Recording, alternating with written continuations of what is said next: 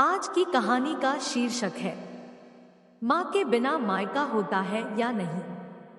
पूजा की भाभी पूजा को 8-10 बार फोन कर चुकी थी, पर पूजा फोन ही रिसीव नहीं कर रही थी। बाद में जब पूजा किचन से बाहर आई तो देखा उसकी भाभी के इतने सारे मिस कॉल है, वो भी लगातार। यह देखकर वह घबरा गई, क्योंकि उसकी भाभी को पता होता है कि अगर पूजा 2 बार में फोन नहीं उठाती है तो इसका मतलब यही है कि वह अपने काम में व्यस्त है और या फिर फोन से दूर है। अब पूजा का मन घबरा रहा था, क्योंकि भाभी के इतने सारे फोन लगातार आने से उसे टेंशन हो गई थी। क्योंकि पूजा की मम्मी की तबीयत इन दिनों ठीक नहीं चल रही थी। अभी 2 दिन पहले ही पूजा अपनी मम्मी से मायके में मिलकर आई थी। फिर भी पूजा ने हिम्मत करते हुए अपनी भाभी को फोन लगाया, और फोन जैसे ही भाभी ने उठाया तो पूजा को रोते हुए कहा, दीदी, मम्मी जी हमें छोड़कर चली गई है। रात को अच्छे से सोई थी। सुबह आपके भैया और मैंने खूब उठाने की कोशिश की, पर वह नहीं उठी। तब हमने डॉक्टर साहब को बुलाया।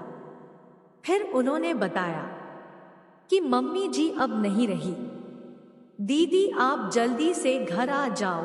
इतना सुनते ही पूजा की आंखों से आंसू बहने लगे।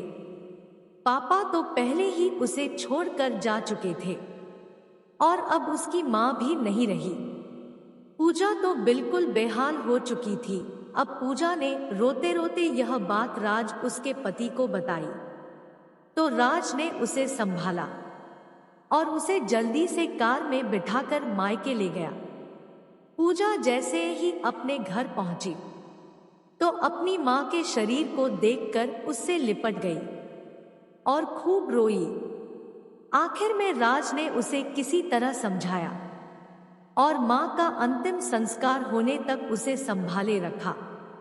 सारे विधि विधान होने के बाद भी पूजा की रुलाई रुकी नहीं रही थी। उसे माँ की बहुत याद आ रही थी।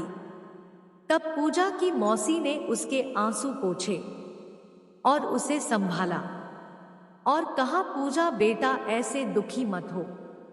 दीदी नहीं रही तो क्या हुआ, मैं हूं ना तेरी मौसी। मेरा घर भी तेरा मायका है। तेरा जब मन करे तब आ जान अपनी मौसी के पास। वैसे कहते भी तो है ना, मौसी मतलब माँ जैसी बेटी। मैं तेरा दर्द समझ सकती हूँ, क्योंकि तेरे पापा तो पहले ही तुझे छोड़कर जा चुके हैं और आज दीदी भी चली गई। कहते हैं ना कि माँ के जाने के बाद तो लड़कियों का मायका ही छूट जाता है। यह भाभी का तो बस दुनिया को दिखाने के लिए नाम का रिश्ता होता है, क्योंकि मायका तो माँ से ही होता है। पूजा भी मन ही मन सोचने लगी कि शायद मौसी ठीक ही तो कह रही है, और वह मौसी से लिपटकर जोर जोर से रोने लगी और कहने लगी, क्या मासी, मेरा भी मायका अब नहीं रहा। तभी पूजा की भाभी दूर बैठी दोनों की बातें सुन रही थी। पहले तो भाभी ने पूजा को चुप कराया और फिर उसे दिलासा दी। फिर भाभी ने मौसी से कहा कि मौसी जी, आपने ऐसे कैसे कह दिया कि मायका केवल माँ से ही होता है। मैं मानती हूँ कि माँ का स्थान कोई नहीं ले सकता, लेकिन अभी दीदी के भैया भाभी जिंदा है और जब तक हम हैं, दीदी का मायका हमेशा बना रहेगा। मैं पूरी कोशिश करूंगी दीदी को मम्मी जी की तरह प्यार और सम्मान देने की, और दीदी जब चाहे तब यहाँ आ सकती है। यह घर कल भी उनका था, आज भी है और कल भी रहेगा।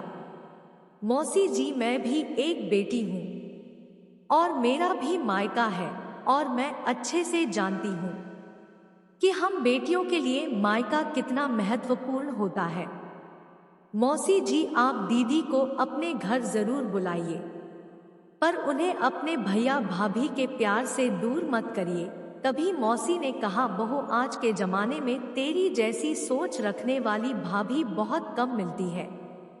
मुझे माफ कर दे। मैंने पूजा को गलत राह दिखाई।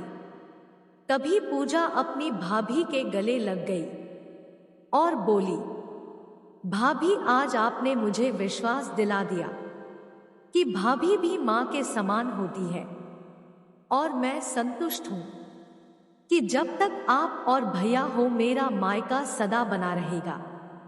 और किसी ने कहा है ना कि भाभी माँ के समान होती है। आज आपने मुझे इस बात का विश्वास भी दिला दिया है। दोस्तों जरूर बताइएगा कहानी कैसी लगी, और अच्छी लगी हो तो वीडियो को लाइक और चैनल को सब्सक्राइब कीजिएगा। कहानी को अंत तक सुनने के लिए धन्यवाद।